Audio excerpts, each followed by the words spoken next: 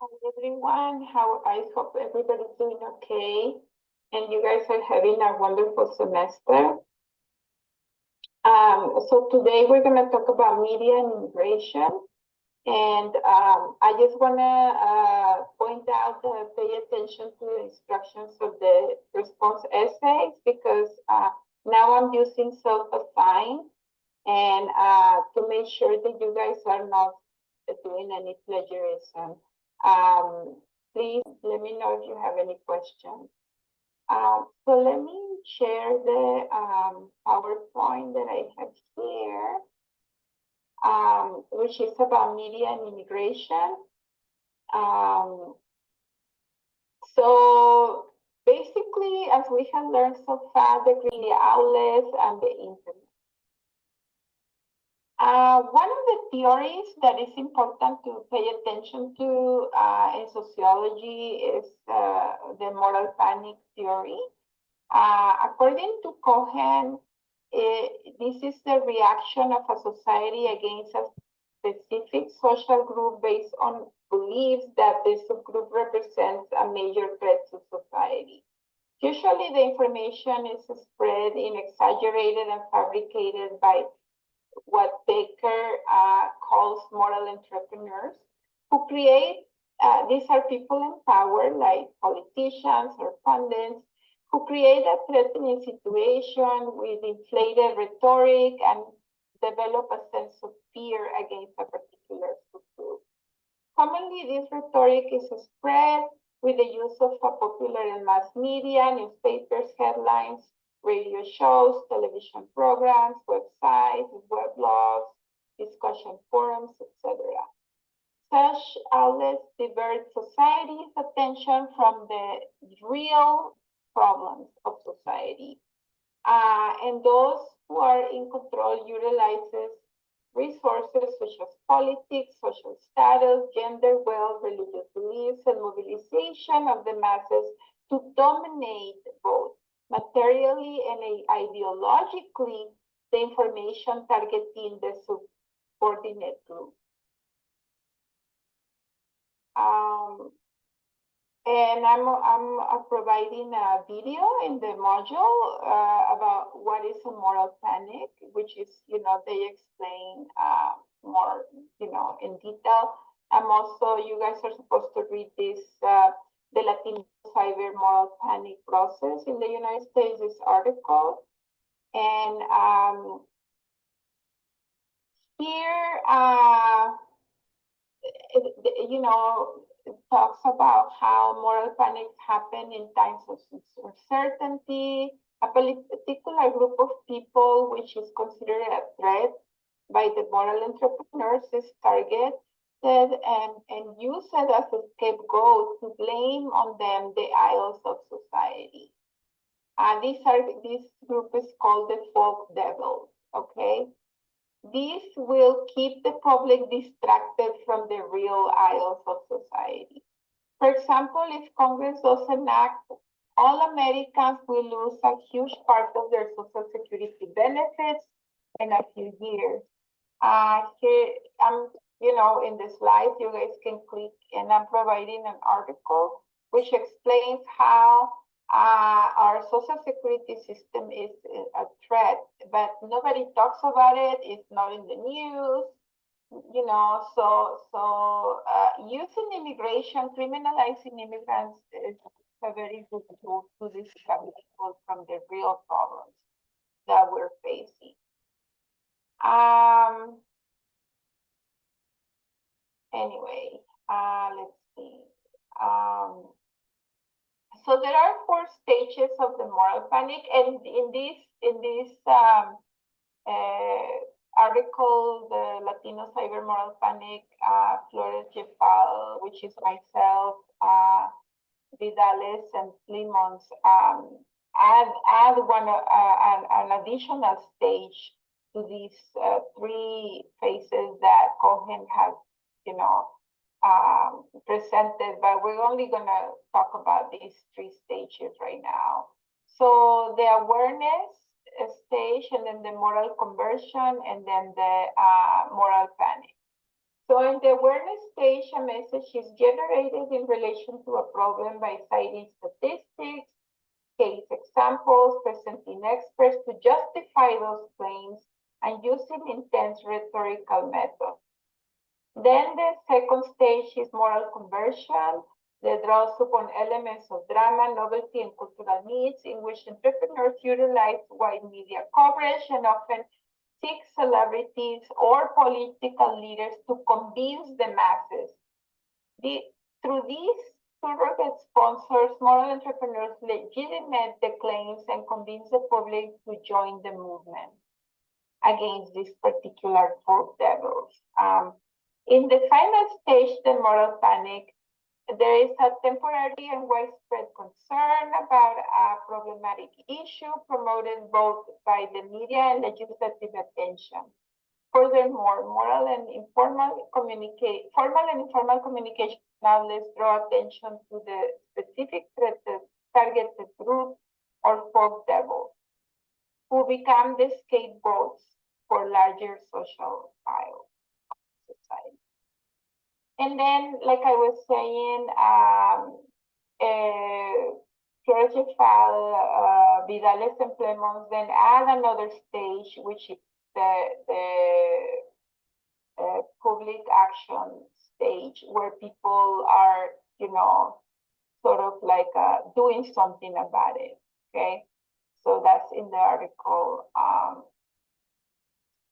So again, in the same article, the authors argue that there are three think tanks that are behind a set of alarmist websites. Then later on, they call the recycling factory of cyberspace. So these are the websites that providing the link, so you guys can go and look at each of the websites. They look pretty good, and then they develop reports and everything looks like very good in these websites. So if you guys were to find information there, you would think it's correct information. But what Flores Vidales and Plemons found is that these websites basically are just not just trying to get money from people, from inducing fear through donations, but they're also are trying to kind of convince the public that, criminalizing immigrants, basically. So through the recycling factory in cyberspace, Flores et al. Demonstrate how these three think tanks during that time, in 2011 or so, and it's still right now, these websites are very influential, we're manipulating several other alarmist websites presenting fake information on immigration throughout the web. So we found several what we call alarmist websites throughout the web. And then they all were influenced and sort of like funded by these three think tanks. So they were the root of these several other alarmist websites. So Flores et al. Call these the recycling factory in cyberspace. So like I mentioned, these think tanks operate by asking for donations, maybe just making money out of fear. They also demonstrate how these three think tanks also manipulate legislators and the government officials by appearing to be legitimate and fabricating what appears to be legitimate reports, which contain false information about immigration. Most of these reports are trying to show that immigrants are a major economic burden to society or that they are dangerous criminals. Many of the leaders of these organizations also testify in front of Congress and the Senate at a regular basis, utilizing the data from these fabricated reports to try to have anti-immigrant policies passed or to prevent the passing of any immigration policies that will benefit the immigrants, such as the legalization of undocumented immigrants. So I want to just pause a little bit and talk for a second about the use of the word illegal immigrant.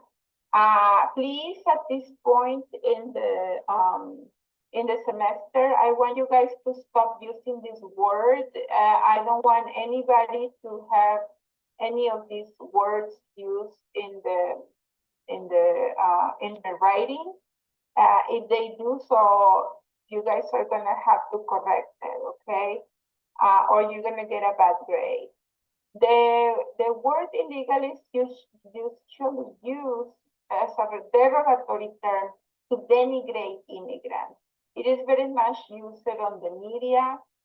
Please do not use this word illegal from now on in your writing or when you speak. If you have taken my class, you're not supposed to use this word, okay? Unless you are, using it for a particular purpose. Like you can see that one of my articles have the word illegal because we were using a hashtag. But or if you using direct quotations. But other than that, do not use this word. Okay, you guys can use instead undocumented or unemployed.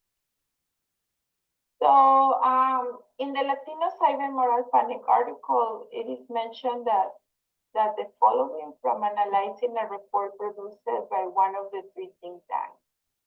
In the 102-page report, a content analysis revealed that the word illegal was used 704 times in this report. The word alien was used 241 times, and the phrase children of illegal aliens was used 81 times. This use of extensive derogatory terms help this moral panic movement, okay? Because with the use of these derogatory terms, people acquire the fear against them, okay? So that's why, it's better not to use them. This is another article that you guys are supposed to read, in which Flores Jeffal, Vidales, and Martinez look at the role of the public sphere and the perpetuation of the cyber moral panic in the Latino cyber moral panic in the United States. So this is kind of like a part 2 of the first article. What is a public sphere? A public sphere is basically the place where people talk about the problems of society. Okay, like, you go to the coffee shop, you have meetings, you talk to people, any place where people are talking, about politics or they're concerned about the problems of society, that is the public sphere. In this case, we were looking at the way people use the public sphere in cyberspace. So that's why we call it the cyber public sphere. So first of all, I'm going to define the white racial frame.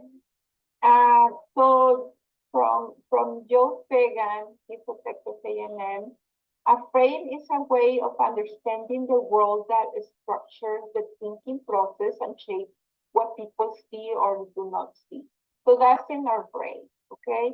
Conversely, framing here is understood as a way of being, a broad perspective of life that provides the language and interpretations which help people structure and normalize the world around them. So through this frame, we kind of see everything as normal or not normal, and we kind of identify the world. Specifically, we can theorize about the nature of racism as a way of viewing the world as frame. but also as a training strategy aimed at linking certain physical features to culture and in turn using these to differentiate socially superior and inferior groups in a social hierarchy. So our brain is trained to have this sort of like explicit bias. So we begin without noticing, we begin to differentiate between superior and inferior things. And for example, like if we see somebody with a darker skin color, we think of that person in a particular way than if we see somebody with a white skin and that kind of thing. So everything is cognitive in our frame, in our brain. A white racial frame then is a collective denial of racism by whites. So we argue that we're not racist, right? It is centrally located in the white minds and made up of several subframes, linked to the central subframe that sees white as superior, virtuous, moral goodness, and action. So when we're talking about subframes, that means that not just we're going to be looking at white people as superior, but we also the people of color also develop this fear against themselves because they believe these biased stereotypes and everything. So a characteristic of the white racial frame is its anti-other stance, as it encloses a strong negative orientation to racial others who are exploited and oppressed. These narratives connect frame elements into historically oriented stories that are fiction-laden interpretations that white, in quotations, claim as meaningful for these common mythological narratives. So this is sort of like, in the white racial frame, these historically oriented stories are sort of like, like why we prize Christopher Columbus for coming and conquering the Americas, right? So that's not a positive thing, it's a negative thing because they came to destroy the native people. They came to destroy everything we had in America. But these white racial frame glorifies these Europeans coming to the Americas. So that's kind of like what Fagan is talking about here. This frame has deep roots in our social structures, gets passed down throughout generations, and has become the country's dominant frame of mind. So people, as they, have these Thanksgiving dinners and everything, they are passing this white racial frame to their children, and nobody notices, okay? It is resistant to change. It suppresses counter frames and it ignores inconvenient facts. Therefore, a white racial frame organizes cognitions, affects, and behaviors in a specific ways for specific purposes to justify and maintain systemic racism. Okay, so this is the white racial frame. So Florence Jeffal et al. Explains the role of the public on spreading a moral panic. They find that through the use of the internet, through forums, blogs, comments, lines, and social media, etc., allows for the public sphere easy identification and elevation of the most derogatory arguments against the folk devils in the cyber public sphere. It contributes to the effectiveness and reaffirmation of the white racial frame and results in an efficient spread of anti-immigrant moral panic. Excuse me, therefore criminalizing the immigrants and increasing the effects of the moral panic. So they also argue that the use of hashtags in social media also helps to spread the moral panic. According to Flores Lefal et al., hashtags allow for people to access specific information through keywords. Users gain immediate access to anti-immigrant and criminalizing information against the immigrants. So among the most used hashtags that helped to criminalize undocumented immigrants in 2017, when the article was written, and before that, included, but were not limited to these hashtags right here: illegal start criminals, illegal migrants, deportation, immigration overhaul, detention, make America great again, close the border, no amnesty, wake up America, which is one of the names of the article. The article was named by one of my graduate students that was working with us when we were writing the article. Secure our borders, Latino, Mexicans, foreigners. Mexicans, as we're gonna see later, we're gonna talk about this later. Unfortunately, through this criminalization of immigrants, because most of them were Mexicans in the past, in the article we kind of argued that most people, when they think of undocumented immigrants, they think of Mexican immigrants and so on and so forth, because they associate Mexicans with being undocumented. So there are a lot of native people that were born in the United States. There are second generation, third generation Mexican Americans who are being mistaken being undocumented. Okay. So the use of hashtags rapidly reinforce their white racial frame. So then we're going to talk about another article that I have written with another graduate student, David Elkins, which is called Moral Framing Networks. The concept of the moral framing networks is very similar to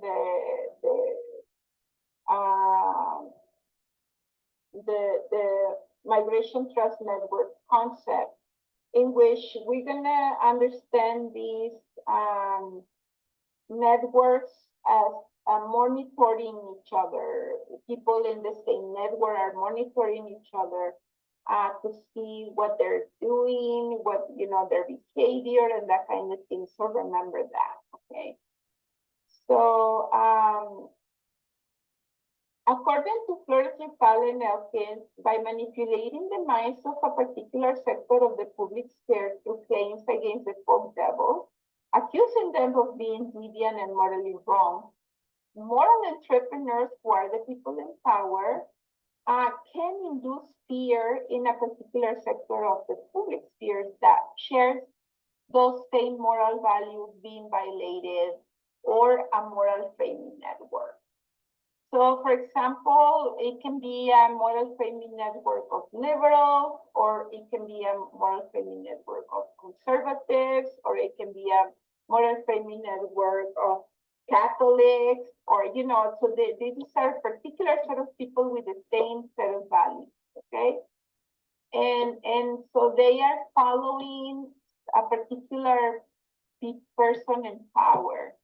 For example, Catholics might be following the Pope, or, Trump supporters are following Trump, that kind of thing, okay? So moral framing networks are the result of relying movement of power shift given to moral entrepreneurs through their domination of a sector of the public sphere from which their followers will be drawn. So, for example, followers of Lady Gaga. She's sort of, you know, manipulating what they believe, that kind of thing. Okay, so this is a particular. These are people following certain celebrities, certain people in power, following Trump, following Governor Abbott, following a particular leader. And you know, the Fox News, you know, you name it. So that particular anchor is for Fox News. So the whole purpose of the Moral Framing Network is for its moral entrepreneurs to increase his or her power. So that's important to keep in mind. For politicians to win a campaign, for example, for you know, actors to gain more you know, followers, for pundits, anchors in the media to gain more ratings, that kind of thing. So moral entrepreneurs must be strategic about what method they use to manipulate the minds of the people that are following them through their moral framing network in order to create power. A conscripted network of individuals formed around the moral entrepreneur and supports the new rule system, creating a fledgling network or moral framing network based on that specific moral right ideology imposed by the moral entrepreneur. Okay, so if, for example,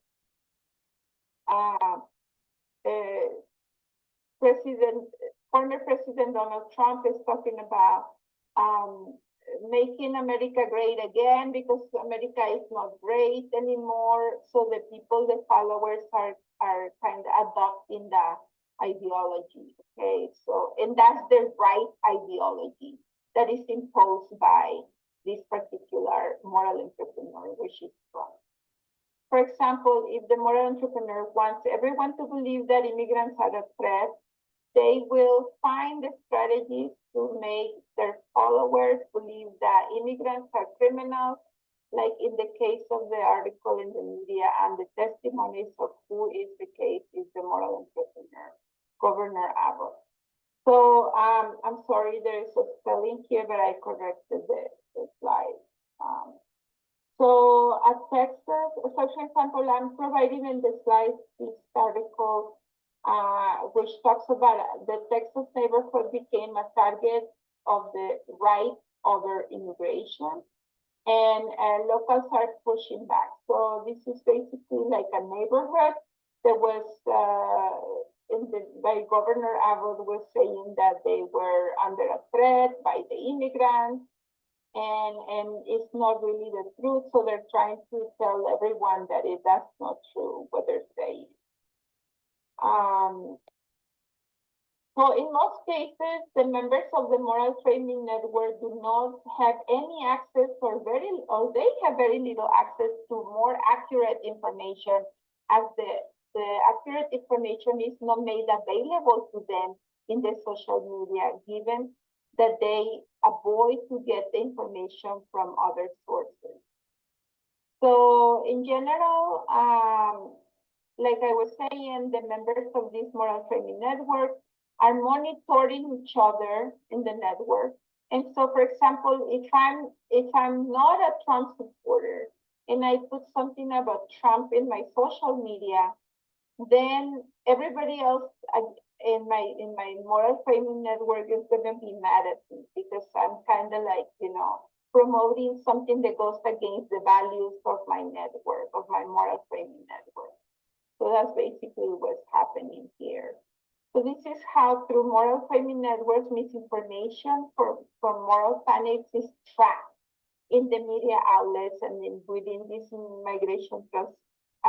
These moral framing networks. And so they are made available only to a particular set of people who are following a particular entrepreneur, or they share particular values among their social media networks and that kind of thing. And the true information, So the real information that is going to tell them that what they're looking at is not true cannot be available to them, as the moral framing network does not allow for that information to flow in this network. Okay, so for example, so we have a anti-vaccine group following a particular moral entrepreneur, whatever, and they are not going to share information in their network about that they are wrong. That, that, yes, that, for example, they're saying that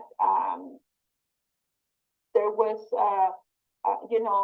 information about that these vaccinations are, bad for your health and they produce autism and that kind of thing.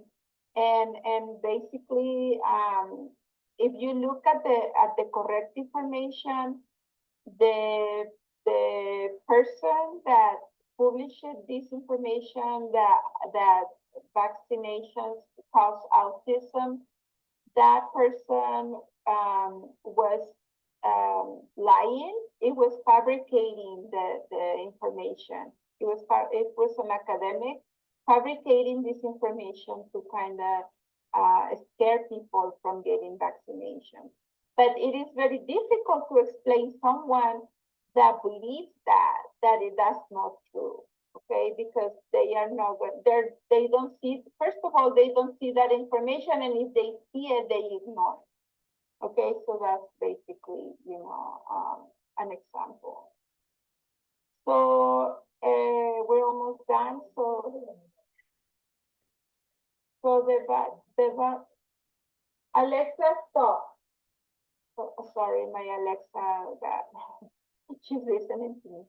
So bad hombres. So in this other article by Cecilia Mentivar and others, this article, you guys will find more specific examples of how immigrants are criminalized and posed as a threat in the media and in social media outlets. As you can see in this article of Bad Hombres, you can find examples of how moral panic manifests itself and how the white racial frame is being passed on to others. Like I said, pay attention because there are also examples of this white racial frame, food frames, in which even the people that are immigrants or, the people of color or the people that are attacked, the folk devils, they believe some of these claims. And so they also have prejudice against others, or they behave, against the people in their same group. And finally, I want to caution everyone, as it is important to keep in mind that moral panic driven by the white racial frame can be dangerous, as the public sphere can be implanted so much fear due to the moral framing networks online that carry information against a targeted group. As a result, the people victims of the moral panic might even try to kill. So this is the people that belong to this moral framing network. There are the ones that are victims of the moral panic that are being told these lies. Okay, they can even try to kill the folk devils. In the case, innocent people, as shown in this example of the Chadin in El Paso. One of the problems that shown in this article is that people tend to generalize and think of all brown-skinned people as are undocumented immigrants from Mexico, like I mentioned before. Okay, so this is it, and thank you so much. And this is the article: White Supremacy, Racism, Remembering the El Paso Massacre that targeted Latinos.